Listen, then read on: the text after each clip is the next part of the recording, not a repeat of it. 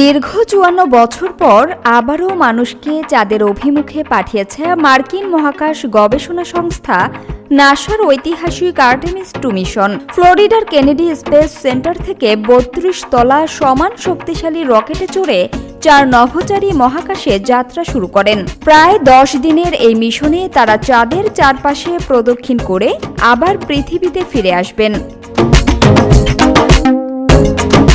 এই মিশনে নভোচারীদের দৈনন্দিন খাদ্য তালিকাও বিশেষভাবে পরিকল্পনা করা হয়েছে। মোট ১৮৯ ধরনের খাবার রাখা হয়েছে, যার মধ্যে রয়েছে আমের salad, spicy green beans, blueberry granola, tortilla ইত্যাদি। পাশাপাশি coffee, mango peach smoothie, strawberry juice সহ ১০টির বেশি পানীয় রয়েছে। তবে প্রতিদিন একজন নভোচারী সর্বোচ্চ ২টি পানীয় গ্রহণ করতে পারবেন।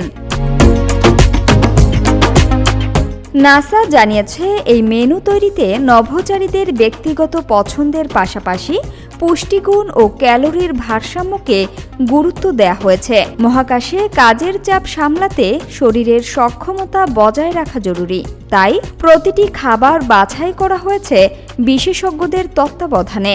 মাইক্রোগ্রাভিটি পরিবেশের কারণে খাবার এমনভাবে প্রস্তুত করা হয়েছে যাতে তা ভেঙে ছোট ছোট টুকরো হয়ে ভেসে না বেড়ায়, কারণ এতে মহাকাশযানের যন্ত্রপাতিতে সমস্যা হতে পারে। একই সঙ্গে খাবার যেন সহজে তৈরি করা যায় সেটিও বিবেচনায় রাখা হয়েছে।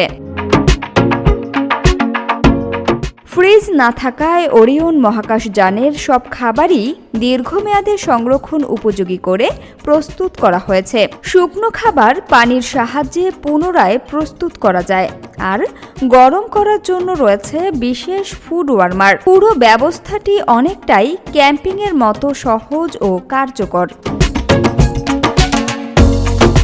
আর্টেমিস ২ মিশনে অংশ নেয়া ৪ নভোচারী Reid Wiseman, Victor Glover, Christina Koch ও জেরেমি হ্যানসেন।